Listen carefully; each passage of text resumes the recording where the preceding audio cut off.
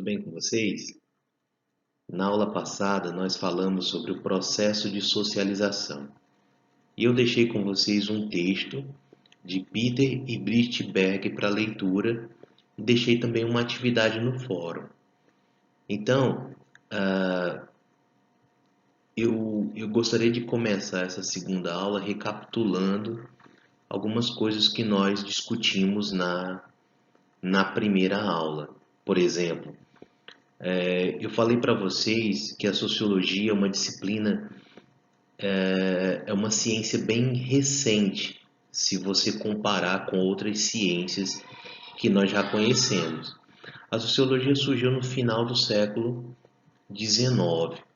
Então, além dessa especificidade da sua juventude, a sociologia ainda tem uma outra que a difere de outras ciências, como a física, por exemplo. É aquilo que diz respeito ao objeto de estudo.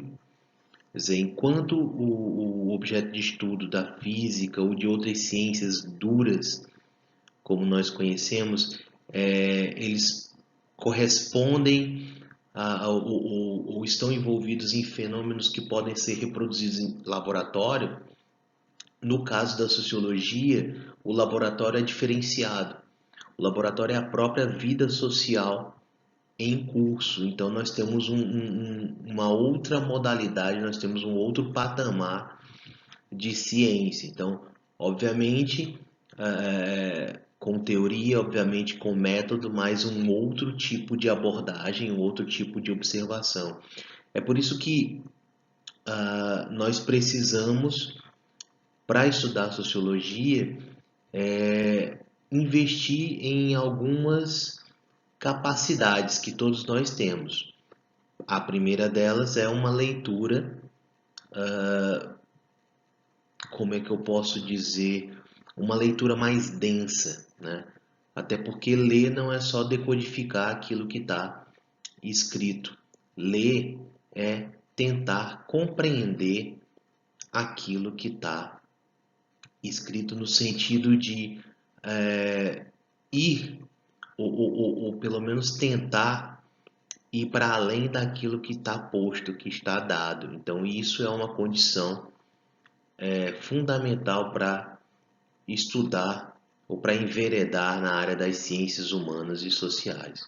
Então, a leitura, a compreensão, a contextualização, tudo isso faz parte do processo de construção de conhecimento na área das ciências sociais. E a sociologia é uma das ciências sociais ao lado da ciência política e ao lado da antropologia, né? Eu falei muito rapidamente sobre isso na aula passada e achei que valia a pena voltar a esse ponto, né? Então, é importante também porque nesse momento que a gente vive, né, um momento em que a própria ciência está sendo colocada em xeque, é importante a gente dar essa fundamentação, né, da gente reforçar esse arcabouço, esse invólucro técnico, teórico, metodológico que as ciências sociais têm, né, para a gente não confundir com opinião ou achismo, né, que é algo que está muito em voga. Hoje muita gente pensa que porque lê um artigo de jornal ou outro domina um determinado assunto e não é bem assim, né? A gente que está um bom tempo pesquisando e atuando nessa área de ciências sociais, a gente enxerga isso com muita preocupação e a gente tenta auxiliar com o maior respeito, né? E humildade a tornar esse tipo de debate, ou esses debates que nós vemos nas redes sociais, na imprensa, enfim, esses debates que permeiam as nossas relações cotidianas ultimamente, que eles possam ser cada vez mais qualitativos, né? Então a gente tenta ajudar também nesse sentido, ok? Eu espero que vocês tenham lido o texto que eu deixei para vocês. Como eu disse na aula anterior, Tem um texto que está lá naquele link que eu deixei no plano de curso, um texto de Oliveira, que é o nosso texto base. Toda aula eu vou selecionar um trecho daquela apostila, daquele texto para disponibilizar para vocês. Mas qual é o combinado? Esse texto que eu vou deixar para vocês é o básico, são os primeiros passos. Obviamente, eu vou deixar para vocês as indicações para o aprofundamento. Professor, é obrigatório o aprofundamento? Não necessariamente, mas para um aluno ou aluna que quer se dedicar ao curso, que quer aproveitar as melhores oportunidades que cada disciplina oferece, essa pergunta não devia nem ser feita. Já que o material está disponível para vocês mastigadinho, nada mais justo do que dar uma olhada, tentar ler e compreender para poder dar um feedback e para deixar a sua experiência nessa disciplina muito mais rica, né? Então, eu vou sempre mencionar o texto principal, o texto de Oliveira, que está lá nas referências de vocês, mas vou trazendo as outras referências que são muito mais densas, muito mais aprofundadas sobre cada tópico, sobre cada assunto que a gente for tratar daqui adiante, ok? Vamos lá.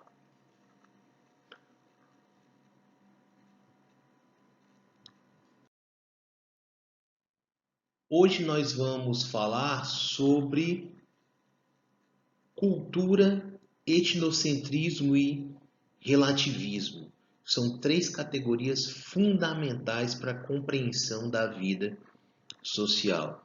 No caso de vocês, alunos de licenciatura, três conceitos fundamentais para compreender o meio onde vocês estarão inseridos, né, enquanto professores, enquanto educadores.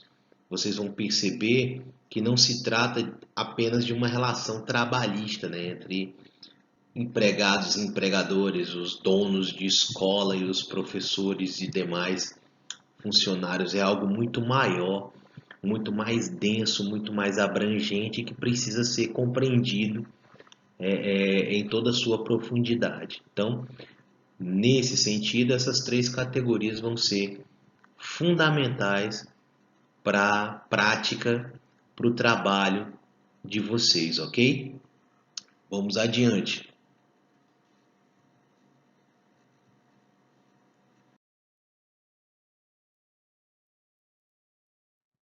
Eu trouxe para vocês um mapa mental, um organograma muito interessante que eu costumo usar nas aulas quando eu estou falando em socialização,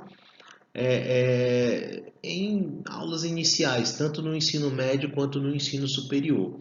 Esse organograma, esse mapa mental, foi retirado do livro Sociologia, da professora Cristina Costa. Então, quem quiser dar uma olhada, esse livro está disponível na internet aí gratuitamente. Quem quiser dar uma folheada, tem vários tópicos interessantes. Eu destaquei uma discussão que tem muito a ver com aquilo que a gente discutiu na aula anterior e aquilo que prepara, obviamente, a nossa discussão de hoje, né? Que é justamente que categoria é essa? O que é cultura? Que conceito tão importante, que conceito tão abrangente é esse, a ponto de nós termos disciplinas acadêmicas dedicadas à sua compreensão? A antropologia, por exemplo, uma outra ciência social muito interessante, ela tem o seu fundamento na busca da compreensão do conceito de cultura, né? Ela busca nos trazer à luz a categoria identidade, ela procura mostrar como a cultura é uma construção sócio-histórica que fundamenta a vida social, mas que também passa por uma série de mudanças, e isso varia de grupo para grupo, de tempo histórico para tempo histórico, de sociedade para sociedade, e a gente vai, à medida que vai se aprofundando nas leituras da área de antropologia, percebendo isso. Então eu trouxe esse quadrinho para vocês. Depois, quem quiser dar uma pausa, copiar, sempre faz bem. É um exercício interessante de aprendizado, né? Cópia. Então vamos lá. O que é cultura? Forma dos seres humanos se relacionarem, expressarem, refletirem, criarem hábitos e costumes diferenciados. Obviamente é um conceito muito básico, muito elementar do que é cultura, mas é só para nos situar, é só para nos dar uma ideia do quão importante é esse conceito, essa categoria para a compreensão da nossa vida em sociedade, né? Então, a cultura, ela é resultado do processo evolutivo humano. Lembra que na aula passada eu perguntei para vocês o que nos torna humanos? A princípio, nós somos apenas mais uma das várias espécies presentes no planeta. O que nos diferencia? Como é que um ser biologicamente tão frágil como ser humano, ele assume uma posição de tão enfática, tão grandiosa em relação à natureza ao longo da história? Como nós fomos capazes de construir todo esse processo?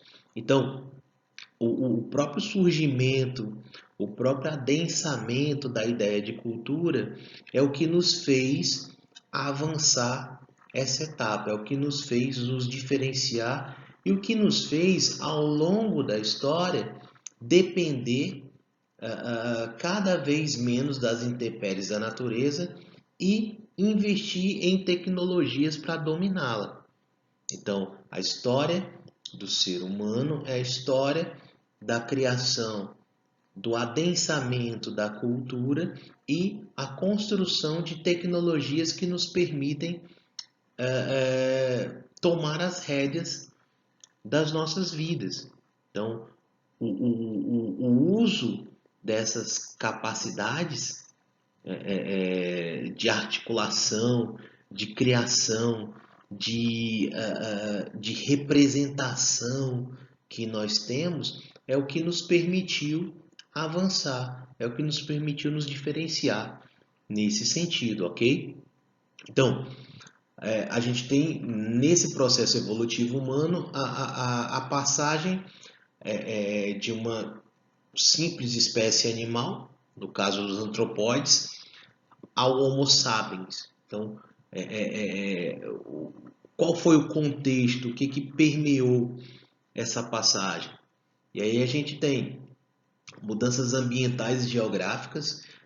Todo mundo que estudou história, desde o ensino fundamental, já deve ter visto que uma das principais características dos primeiros grupamentos humanos era que todos eram nômades. O que são nômades? São aqueles que mudam de lugar frequentemente, muitas vezes motivados pelas intempéries da natureza. Quer dizer, climas extremos, mudanças climáticas extremas expulsam ou expulsavam certos grupos humanos que iam mudando de região para região, tentando se adequar, tentando buscar melhores condições de vida, né? O fato de assumirmos uma postura ereta também nos possibilitou uma série de outras conquistas, né? E a confecção de ferramentas, a tecnologia. E aí você tem exemplos que hoje parecem bem simples, como o domínio do fogo, como a criação de ferramentas, como a utilização a criação de armas, né, da tecnologia de domínio sobre o outro, né? Isso tudo, todo esse tipo de inovação nos permitiu também inovar na forma de organização social. Por exemplo, os grupos que dominavam o fogo, eles exerciam um poder, uma influência sobre aqueles que não tinham esse domínio. Os grupos que conseguiam fabricar armas, idem, quer dizer, a nossa capacidade de construir coisas, de inovar tecnologicamente é o que nos foi diferenciando tanto da natureza quanto de outros grupos sociais, ok? E aí você tem uma ideia de coletividade que vai se firmando, né? E aí o ser humano foca a sua existência na organização em bandos, e aí você vê surgirem novas formas de sociabilidade, as relações de parentesco vão se estabelecendo, né? A divisão do trabalho vai surgindo aos poucos, né? Cada tarefa é designada a uma parte específica desse grupo social. Você vai começando a perceber determinadas desigualdades dentro de uma sociedade. Quanto maior, mais complexo, maior o nível de desigualdade, por aí vai. Formas econômicas cooperativas e regras de convivência. Então, algo que a gente deve salientar é que a criação de regras de convivência também foi fundamental para a diferenciação, para o adensamento dessa ideia de cultura, para a sofisticação da existência humana. Então, quando nós criamos regras de convivência, nós estabelecemos limites. E esses limites possibilitam que a sociedade possa se manter longe, pelo menos teoricamente, de índices elevados de violência, de algo que possa causar a sua extinção. Então, as regras existem para proteger a sociedade, os indivíduos, de si. Então, a imposição de limites é uma condição para que um grupo possa viver razoavelmente bem, ok? Instinto. E aí a grande questão que já foi feita na aula passada, o que nós fazemos, o que nós sentimos, o que nós somos, o que nós criamos, é resultado de herança biológica? É instinto ou é cultura? A gente aprende a ser quem é ou a gente nasce pronto, a gente nasce assim? De acordo com o que nós discutimos na aula passada, todo ser humano cria a sua identidade para ser um espelho do grupo que o recebe. Então, a influência da sociedade, partindo do princípio e respeitando a tese dos autores do primeiro texto, a função da sociedade é nos moldar. A função da sociedade é transformar um, um ser qualquer num membro dessa sociedade. Uma folha em branco em algo que seja inteligível, em algo que valha a pena, em algo que seja acolhido num determinado grupo. Ok? E aí você tem essa diferenciação entre estado de natureza e estado de cultura. Então, instinto e essa herança genética você associa ao estado de natureza. Quando a gente era um animal qualquer, a gente podia falar em instinto. Qual é a diferença? A diferença é que a gente foi se sofisticando ao longo do tempo. E aí a gente tem uma passagem nítida do estado de natureza para o estado de cultura. E aí o que a gente vê no estado de cultura? Comportamentos estabelecidos por convenção, né? Um grupo que impõe suas regras aos indivíduos via processo de socialização. Respostas diferentes das geneticamente condicionadas. Quer dizer, o que me torna brasileiro não é necessariamente ter nascido no Brasil. O que me torna brasileiro é ter vivido intensamente um processo de socialização entre brasileiros.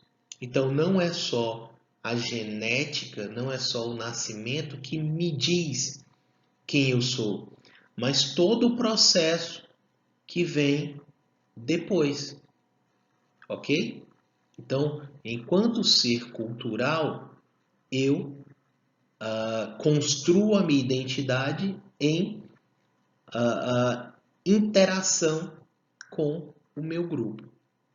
E aí você tem uma amplitude do simbolismo e da linguagem, uma sofisticação do simbolismo e da linguagem. O que a gente é capaz de fazer a partir daí?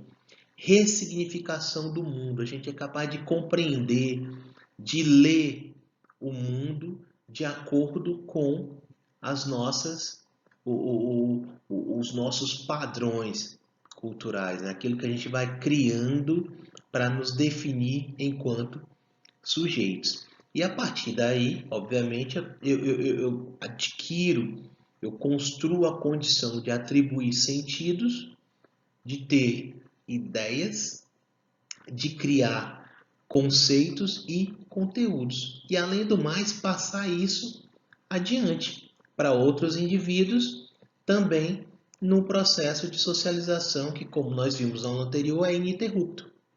Ok? Então, nesse sentido aí a gente já tem uma mudança daquele conceito bem elementar de cultura. O que nós temos aqui? A cultura enquanto conjunto arbitrário, variável, flexível, histórico de códigos e convenções. Códigos e convenções. Aquilo que foi socialmente criado, socialmente construído para manter uma sociedade coesa. É tudo aquilo que serve para nos manter vivos enquanto povo, enquanto sociedade, enquanto grupo. Ok? Vamos adiante. E aí a gente vai dar uma pincelada no texto de Oliveira, né? O texto base que eu deixei para vocês e cuja leitura eu espero que vocês façam rapidão, porque se eu não me engano só tem 4 ou 5 páginas. Mas eu espero sinceramente que vocês tenham curiosidade de olhar os outros 2 textos que eu vou mencionar aqui, que também são muito bons de ler e valem a pena, ok? Então, cultura é o conjunto dos padrões de comportamento dos homens, o patrimônio das criações materiais e intelectuais de uma sociedade, seus valores e tradições. Ou seja, como eu disse nos slides anteriores, tudo aquilo que a gente constrói, todo tipo de símbolo, de signo, permeado pela linguagem que serve para nos manter vivos enquanto povo, enquanto grupo, enquanto sociedade. Ok? E esses aspectos podem ser materiais ou imateriais. A gente vai já falar sobre isso um pouquinho mais adiante, ok? Cada sociedade transmite às novas gerações o patrimônio cultural que recebeu dos seus antepassados. Então, existe em toda e qualquer sociedade a tendência a passar adiante boa parte dos padrões culturais vigentes. Por que eu não digo tudo? Por que eu não digo 100%? Porque se fosse 100%, não haveria mudança social. Então, essa passagem adiante, ela é filtrada. Muitas coisas, a maioria das coisas são passadas adiante e outras vão ficando pelo caminho para permitir que haja mudança. Mas como a maioria dessas coisas é passada, desses elementos culturais é passado adiante, Então, a cultura é chamada de herança social, ok?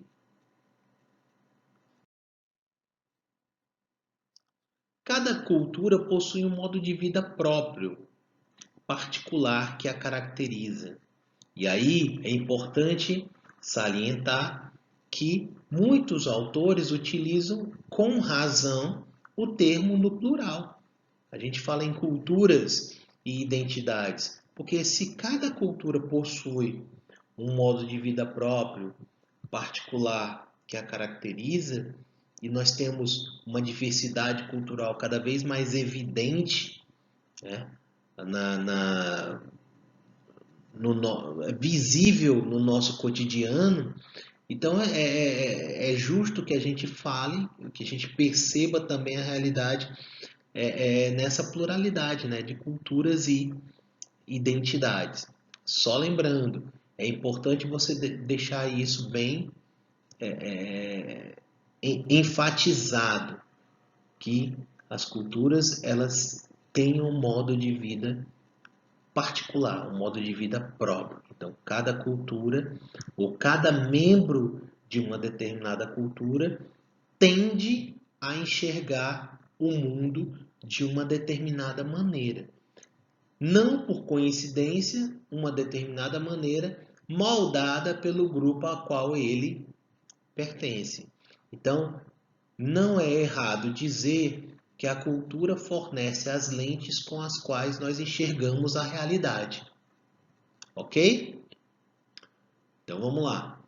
Os indivíduos que compartilham a mesma cultura apresentam o que se costuma chamar de identidade cultural. O que é identidade cultural? É aquilo que me constitui enquanto sujeito dentro de uma determinada cultura. São os aspectos que eu trago em mim, que eu manifesto dentro de uma determinada cultura. Só lembrando, isso também é importante você frisar. Se quiser, pode até anotar, deve. Ninguém absorve todos os elementos de uma determinada cultura. Então, na formação das nossas identidades, nós, obviamente, absorvemos aquilo que a sociedade considera, que o nosso grupo considera como primordial, e outros elementos presentes na nossa sociedade. Mas nenhum indivíduo é capaz de assimilar tudo aquilo que a sociedade oferece. Por exemplo, você pode ser devoto de todas as religiões com a mesma ênfase? Muito complicado. Você pode gostar de ouvir todo tipo de música com o mesmo prazer? Você pode torcer para todos os times de futebol?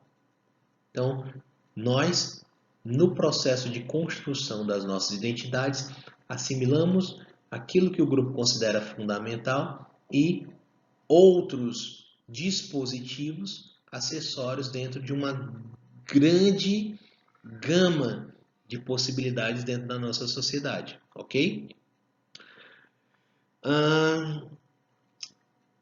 Os indivíduos que compartilham a mesma cultura apresentam o que se costuma chamar de identidade cultural, que se manifesta no gestual, roupas, danças, músicas, comida, ideias, representações, sentimentos, etc. E aí, uma distinção também importante entre cultura material e cultura imaterial. A gente passa rapidinho, até porque são conceitos também bem elementares, bem óbvios, né? A cultura material é constituída pelos artefatos e objetos em geral, como utensílios, ferramentas, máquinas, etc. E, por mais que muita gente menospreze esses elementos da cultura material, eles são valiosíssimos, eles são importantíssimos para você entender como uma determinada sociedade funcionava, como um determinado grupo pensava, como ele agia, como essas sociedades construíram a sua existência. Não é à toa que é motivo de desespero, por exemplo, quando você tem um lugar como o Museu Nacional cheio de elementos interessantíssimos da cultura material, quando você vê um lugar desse pegando fogo, né, por descaso, por falta de manutenção, enfim. É como se um pedaço importantíssimo da história da humanidade se perdesse ali, virasse cinza, né? Da mesma forma, um evento histórico bem marcante que foi a destruição, né, da Biblioteca de Alexandria, né? Quanto conhecimento nos perdeu ali, quanta coisa interessante poderia ter sido salva. Talvez a humanidade fosse muito diferente do que é hoje, né? Não sei se isso seria algo para melhor ou não, mas com certeza haveria muitas diferenças, né? Se a gente tivesse aproveitado aquele conhecimento. Então, os aspectos materiais da cultura são de fundamental importância para a compreensão também da vida social. A cultura não material compreende, como a expressão denota, o domínio das ideias, como as normas sociais, religião, costumes, ideologias, ciências, artes, etc. São todos os aspectos simbólicos da nossa existência, né? Os significados, os signos, então tudo aquilo que permeia. E não é para esquecer que essas duas facetas da cultura, elas estão interligadas, elas são interdependentes, né? Não existe cultura material sem a cultura imaterial ou não material, e vice-versa. Até porque um elemento qualquer, ele pode significar algo numa determinada cultura, ele pode ser de extrema importância e pode ser um penduricalho numa outra cultura. Por exemplo, se você der uma lida no texto de Rocha, que fala sobre etnocentrismo, ele vai apresentar a história do índio e do missionário que trocaram presentes. E esses presentes, apesar de deixar cada um deles bastante comovido, eles saíram totalmente de contexto, né? Eles foram utilizados de uma forma muito diferente da original, né? O missionário deu um relógio para o índio e o índio deu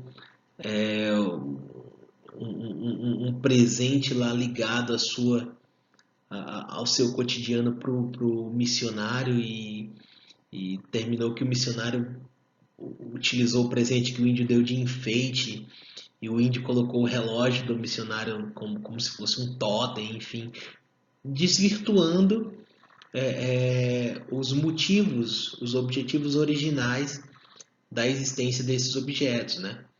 Então, esse exemplo é só para você ter uma ideia de como esses dois aspectos estão interligados, né? E como diferentes culturas têm formas diferentes de enxergar o mundo, as coisas, de pensar e de se manifestar de diversas formas, né? Sempre é importante ter isso em mente. Os traços culturais são elementos mais simples de uma cultura. Eles são as unidades culturais e só possuem um significado quando considerados dentro de uma cultura específica, né?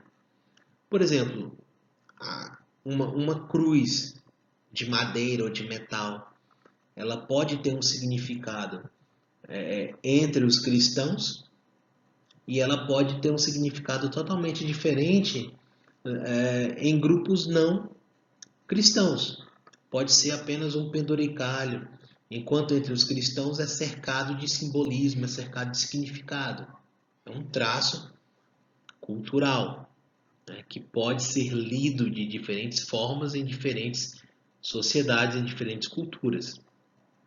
Padrão cultural é uma norma de comportamento estabelecida pela sociedade. Usualmente, os indivíduos obedecem às normas estabelecidas pela sociedade em que vivem e, agindo de uma forma semelhante, expressam os padrões culturais do seu grupo.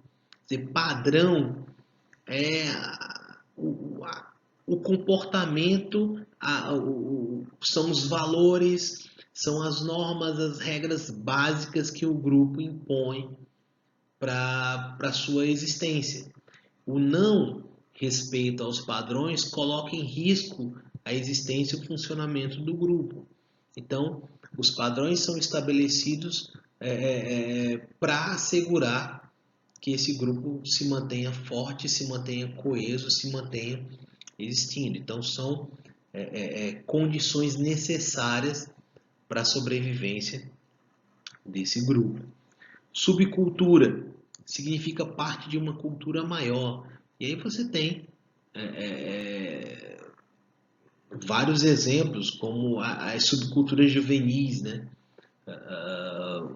Os nerds, os góticos, enfim, são pequenos nichos, pequenos grupos dentro de um grupo maior, mas que têm suas especificidades, né? Muitos deles têm até uma linguagem específica, né? Hoje em dia está muito em voga, né? Os amantes do K-pop, do pop coreano, né? Que tem o, algumas palavras, alguns termos que só eles entendem, alguns símbolos. Então é um exemplo de subcultura dentro da nossa sociedade. Eu espero que você esteja entendendo, eu espero que a discussão esteja aprazível para vocês, né?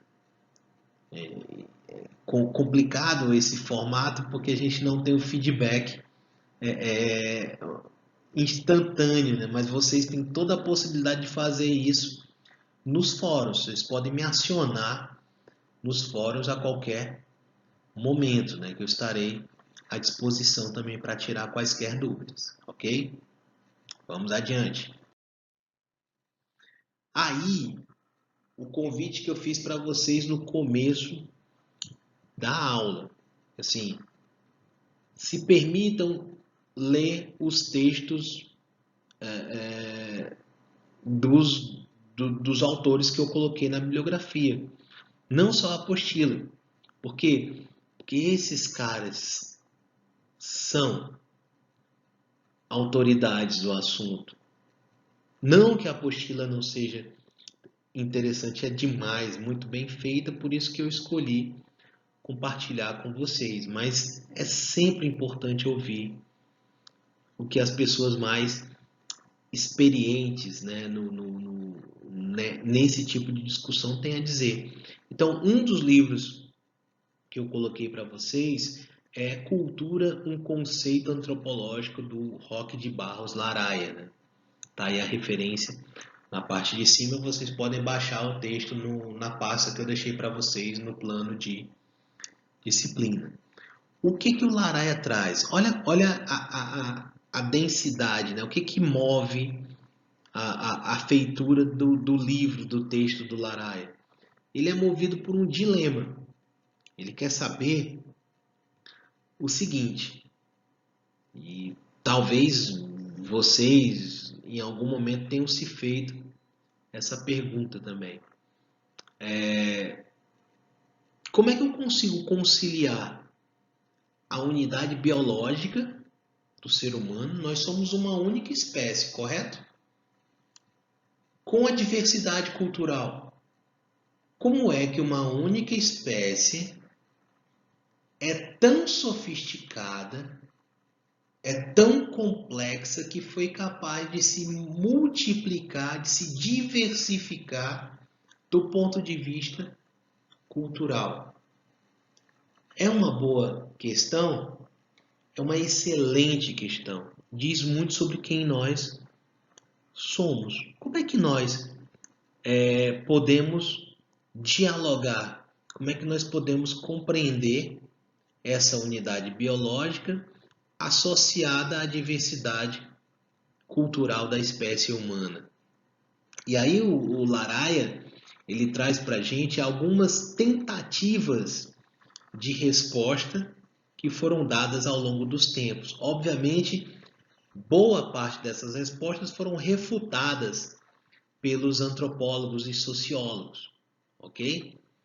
A primeira delas é o determinismo biológico, que diz que nós somos o que nós somos, o que nós vivenciamos em sociedade, já veio programado. É uma condição genética. Nós nascemos para ser quem somos. Isso é fato? Isso condiz com a realidade? Se você observar, apesar das suas crenças, em detrimento das suas crenças, se você observar o mundo ao redor, se você lembrar o que foi discutido lá quando a gente falou sobre o processo de socialização, eu posso acreditar que nós nascemos programados para sermos quem somos? Ou essa programação ela é feita ao longo do processo via socialização? Foi exatamente isso que os antropólogos perceberam para rechaçar essa ideia de determinismo biológico. Não é a biologia que determina quem nós somos. Pelo contrário, nós somos seres tão complexos que certos aspectos da nossa biologia elas já são alteradas por conta da cultura. Olha só, um exemplo bem basicão. Um bebê, quando nasce, ele sente fome, ele sente frio, ele sente cansaço. Então ele come, ele dorme, ele faz suas necessidades a qualquer momento, correto? Tanto é que é muito comum nos primeiros dias o bebê trocar o dia pela noite. Ele fica acordado à noite e dorme durante o dia para desespero dos pais. Mas, e eu estou falando de um bebê que nasce na nossa sociedade. A nossa sociedade convencionou que existe um horário específico para dormir. E, de acordo com essa convenção, a gente fica acordado e trabalha durante o dia e dorme a partir de um determinado horário à noite. Ok? Esse é o padrão. Eu não estou dizendo que todo mundo faz exatamente assim. Mas esse é o padrão. E esse é o padrão que nos é ensinado. Então, esse bebê que nasce e dorme quando sente sono, chora quando sente fome, faz suas necessidades quando sente vontade, ele vai sendo educado ao longo do processo de socialização para se adequar aos padrões. Ou seja, para dormir à noite, para fazer suas necessidades em um determinado lugar, né? Para se alimentar numa determinada hora que a nossa sociedade convencionou, né? Que são 3 refeições em determinados horários, que podem vir ou não acompanhadas de lanche e tal. Assim, eu estou dando um exemplo bem básico só para vocês pensarem como isso é impactante, né? Como deve ser doloroso para uma criança, para um bebê, passar por essa situação. E nós somos socializados para nos adequar aos padrões. E o nosso corpo, que cansava a qualquer momento, que sentia fome a qualquer momento, e que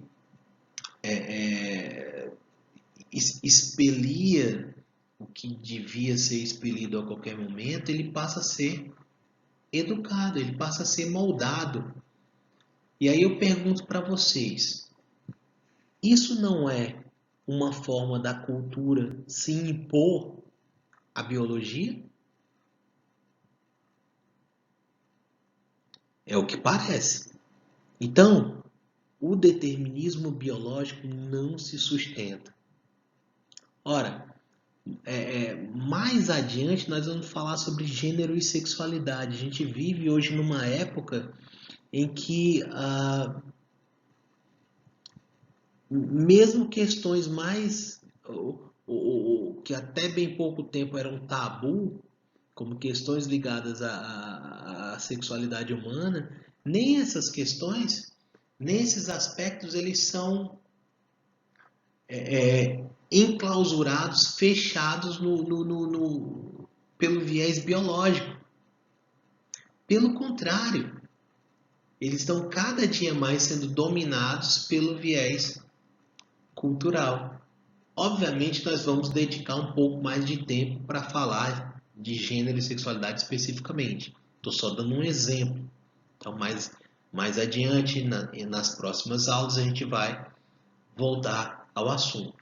Então, parece óbvio, de acordo com aquilo que a gente discutiu, que o determinismo biológico não se sustenta. E foi isso que os antropólogos fizeram questão de rechaçar. Então, o que explica as diferenças nesse caso, se não é a biologia? E aí surgiu uma outra corrente. Quando eu falo em surgir, eu não estou dizendo que uma surgiu depois da outra. São correntes que conviveram, né? São contemporâneas. Uma corrente de pensadores que falava, ou que atribuía as diferenças à geografia. Quer dizer, o lugar em que a gente vive, o lugar em que a sociedade se finca, ela determina quem nós somos. Faz sentido para vocês? Mais uma vez, os antropólogos fizeram questão de contrapor cientificamente, óbvio, essa ideia e mostrar que o determinismo geográfico também não se sustenta. Por quê? O Laraia, quando vocês estiverem lendo o texto, vocês vão perceber que ele traz o exemplo dos esquimós e dos lapões.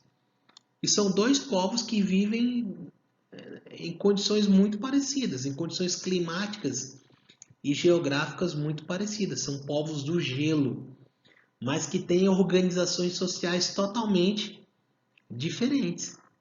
Então, como é que eu posso dizer que a cultura é determinada geograficamente? Essa ideia também não se sustenta no tempo.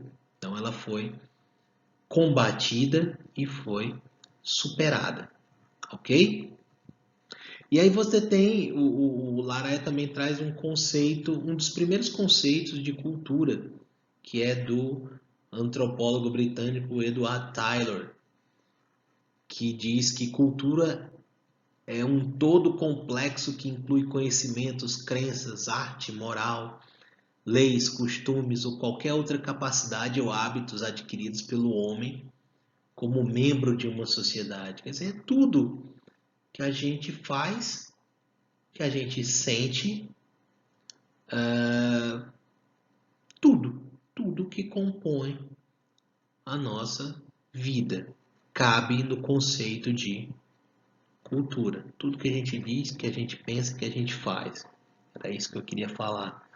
Então, é um conceito muito amplo, esse conceito do Tylor, né, que o Laraia traz. Professor, esse conceito sofreu mudança ao longo dos tempos?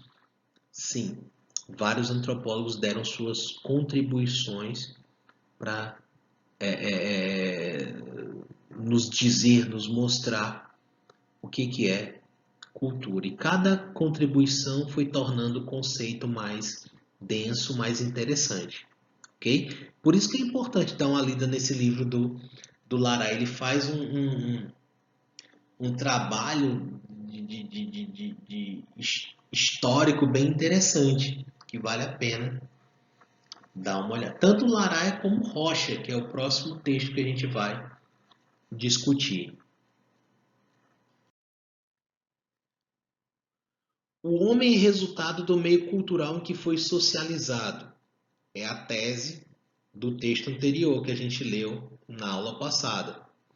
Ele é um herdeiro de um longo processo acumulativo, né? A herança cultural, que reflete o conhecimento e a experiência adquiridas pelas numerosas gerações que o antecederam. Os padrões que foram construídos e vão sendo reforçados ao longo da história. Lembram? A manipulação adequada e criativa desse patrimônio cultural permite inovações e invenções. Por que é importante lembrar isso? Para a gente perceber que a cultura é dinâmica, que se ela não fosse assim, nós seríamos exatamente iguais aos nossos pais e eles aos nossos avós, e tudo que acontece em nossa sociedade seria altamente previsível. E não é bem assim que as coisas funcionam.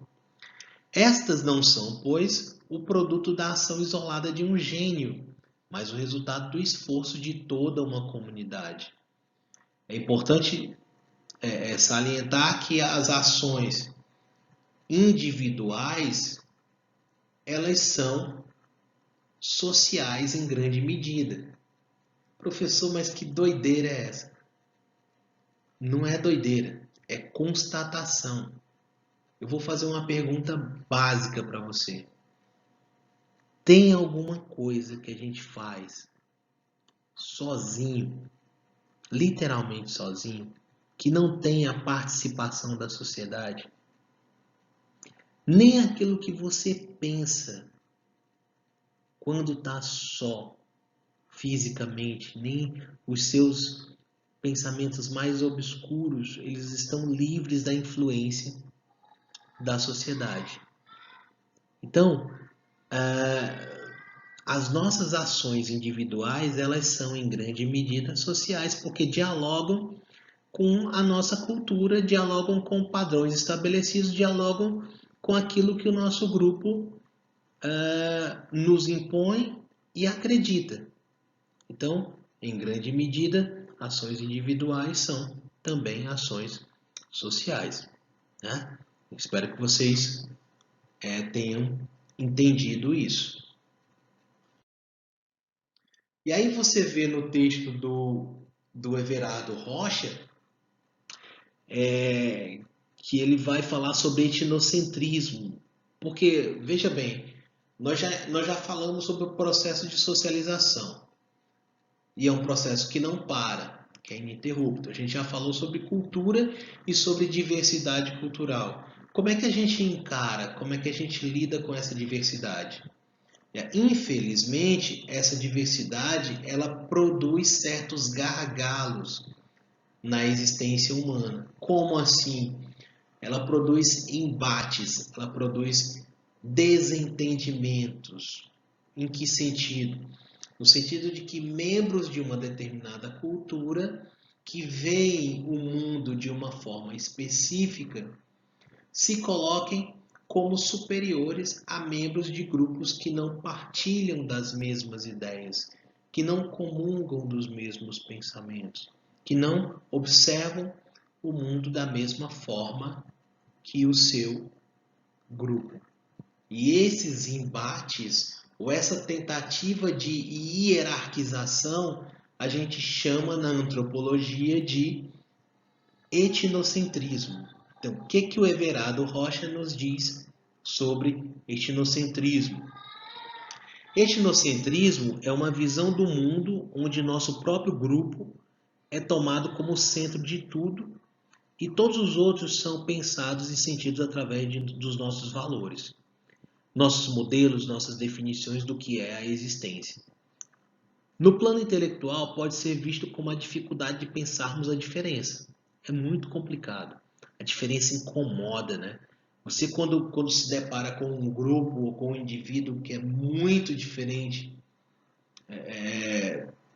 de você, você sente incômodo, você não sabe muitas vezes tratar esse indivíduo ou esse grupo como um igual, no sentido do respeito.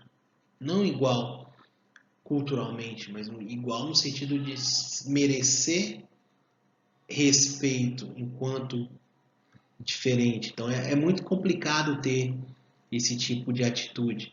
É muito mais corriqueiro que haja o estranhamento e que esse estranhamento possa gerar algum tipo de embate, né? Até porque o diferente causa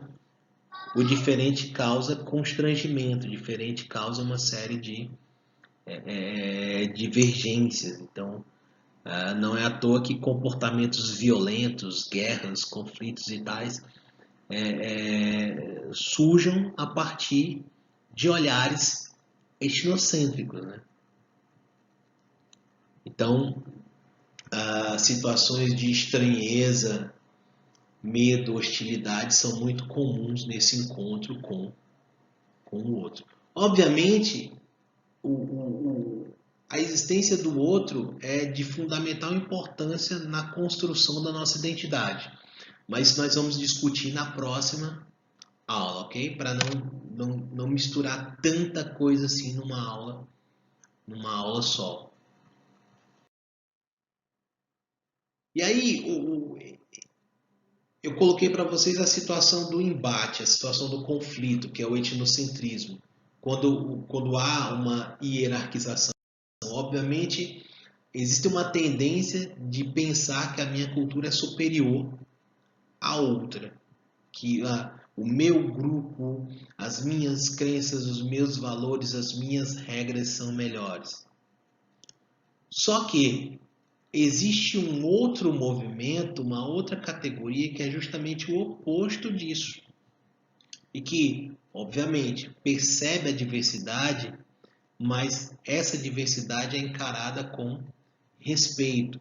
Por quê? Porque existe a consciência de que cada sociedade tem um contexto, tem uma existência própria. E essa existência, antes de ser hierarquizada, minimizada, hostilizada, ela precisa ser compreendida. Então, o movimento que vai no sentido da compreensão dessa diversidade, que é a ideia de relativização ou relativismo cultural, que é um conceito muito caro na antropologia, nas ciências sociais como um todo. Existem ideias que se contrapõem ao etnocentrismo. Uma das mais importantes é a de relativização. Quando vemos que as verdades da vida são menos uma questão de essência das coisas e mais uma questão de posição, estamos relativizando. Quando o significado de um ato é visto não na sua dimensão absoluta, mas no contexto em que acontece, estamos relativizando. Quando você busca compreender o porquê de uma determinada situação. Não só rotular, mas compreender o contexto em que algo acontece.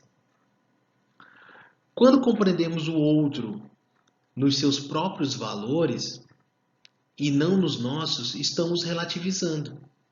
Quer dizer, você tem que entender minimamente quem é esse outro, o que ele pensa, em que ele acredita, porque as respostas a essas questões te fazem compreender, ou te fazem chegar mais perto de compreender quem é esse outro. Enfim, relativizar é ver as coisas do mundo como uma relação capaz de ter tido um nascimento, capaz de ter um fim ou uma transformação. Ver as coisas do mundo como uma relação entre elas. Ver que a verdade está mais no olhar que naquilo que é olhado. Relativizar é não transformar a diferença em hierarquia, em superiores e inferiores, ou em bem e mal, mas vê-la na sua dimensão de riqueza por ser diferença. Quer dizer, é a valorização, o respeito e a compreensão da diferença.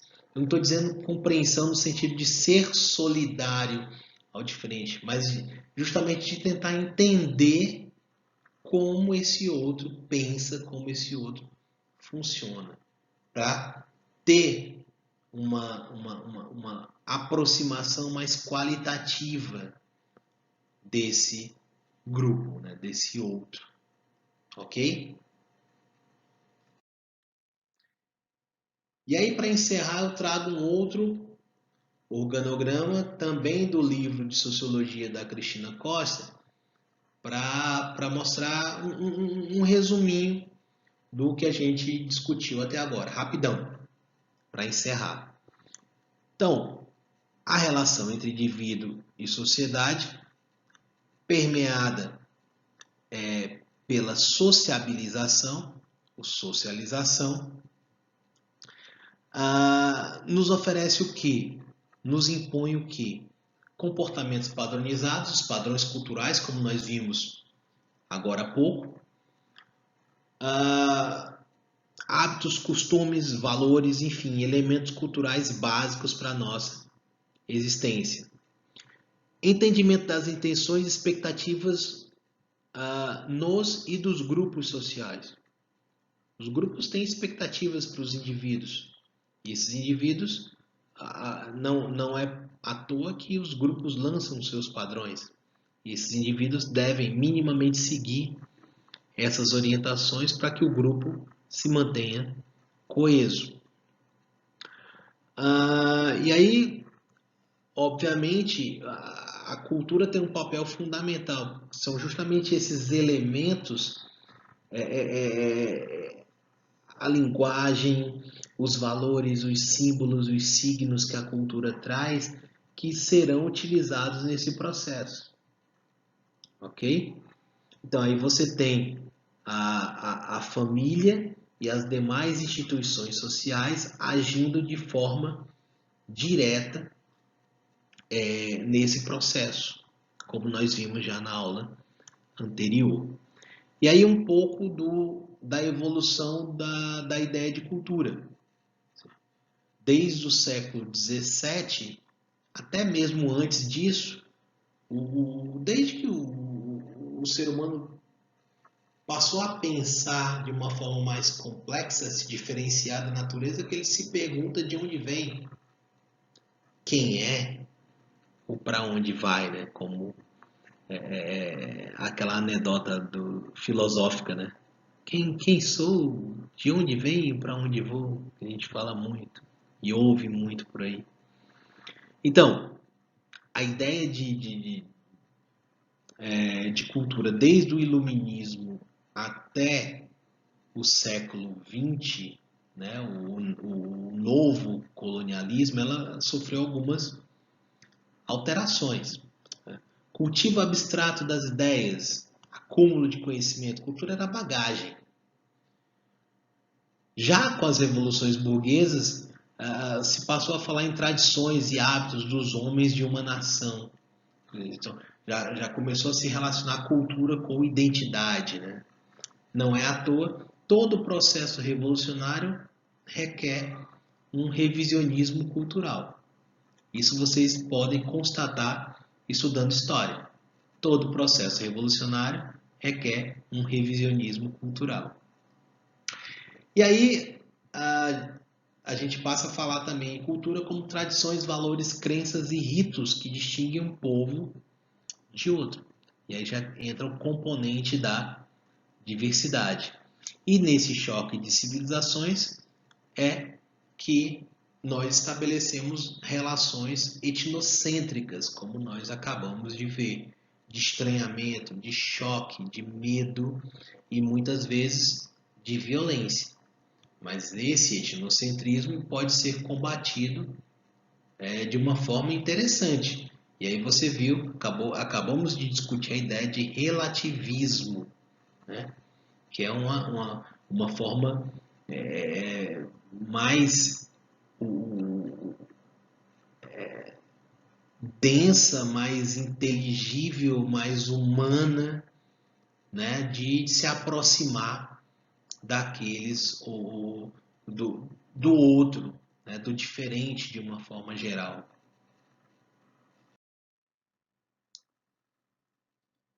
E aí continuamos com essa evolução do conceito de cultura.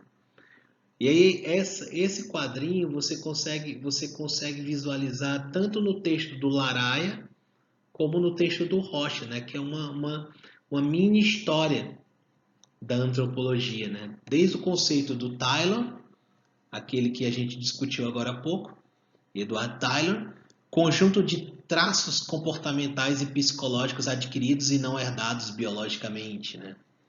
Adquiridos, colocando por terra aquela ideia do determinismo biológico, né? Isso é importante.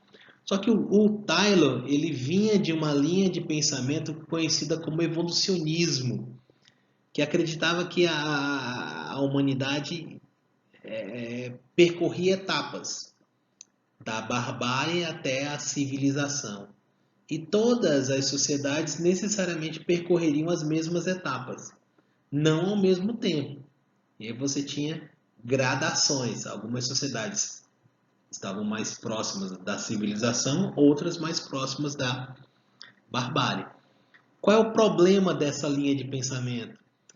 É que essa linha de pensamento ajudou a justificar um processo de dominação muito forte no início do século XX, né, que foi o neocolonialismo. Nações que se consideravam civilizadas subjugando nações consideradas inferiores ou bárbaras, né? Então, isso com um tempero científico, né? Porque foi muito comum no início do século XX que muita gente mal intencionada utilizasse os debates científicos para justificar suas ações. Então, o evolucionismo sofreu muito com isso. Ajudou sem querer, a justificar o racismo, né? Você tem as teorias o racismo científico do início do século XX bebe nessa fonte, o expansionismo europeu no continente africano bebe nessa fonte, o domínio da Índia pela Grã-Bretanha bebe nessa fonte. Então vale a pena dar uma pesquisada, uma olhada nisso. E aí você tem uma outra linha de raciocínio liderada pelo antropólogo Franz Boas, que passa a trazer a história, a contextualizar historicamente as sociedades e mostrar que não há um padrão único. Tá errado, nem toda a sociedade vai percorrer os mesmos degraus, como o evolucionismo dizia. Cada sociedade tem uma temporalidade diferenciada e ela precisa ser entendida a partir desse contexto. Já é uma outra visão, já é uma quebra nessa ideia, nesse raciocínio lá do evolucionismo, né? E aí nós vamos avançando, né? Com o funcionalismo, que fala de uma sociedade integrada, que funcionaria como se fosse um sistema vivo, e aí você tem a comparação bem grosseira, mas que serve para entendimento da sociedade como um organismo vivo, como se fosse um corpo humano, e que as instituições seriam os órgãos que juntas e funcionando fazem o todo funcionar. Então a gente tem essa mudança, né? O culturalismo, né? Que vai se debruçar sobre os padrões culturais, que vai também dar uma ênfase e relacionar cultura e personalidade. E aí você tem o desdobramento disso, né? Perdão. Já no século final do século XIX, durante todo o século XX, né? Dúvidas, superioridade europeia, culturas têm correspondente padrão de desenvolvimento social e humano. Será que a gente caminha todo mundo rumo à civilização, como diz o evolucionismo? Ou a gente precisa pensar cada sociedade de uma forma única, como diria o Franz Boas? Qual será o caminho para compreender isso? A gente tem uma série de desdobramentos. A gente tem Freud falando sobre subjetividade humana, o linguista Saussure falando da interpretação simbólica, o Karl Marx, né, a influência do Karl Marx também com o seu materialismo histórico, mas assim é só um quadro elucidativo para você dar umas pinceladas aí nesse assunto, né? Então Leiam o texto para se aprofundar. Como eu disse, tem tanto no texto do Laraia quanto no texto do Rocha essa história da antropologia que vale a pena conhecer, ok? Então, por hoje é isso. Eu espero que Então, por hoje é isso. Eu espero que a discussão tenha sido interessante para vocês e estou à disposição. Tá aí meu e-mail e provoquem lá nos fóruns, né? Porque, como eu disse, a gente não tem esse feedback instantâneo, mas ele pode ser provocado por outros meios, né? Afinal de contas, a gente tem que tirar o melhor de todas as formas de ensino, né? Tudo aquilo que a gente puder aprender, tudo aquilo que a gente puder tirar de qualquer modo de interação é válido. Então, valeu, até a próxima, tudo de bom para vocês. Tchau, tchau, bons estudos.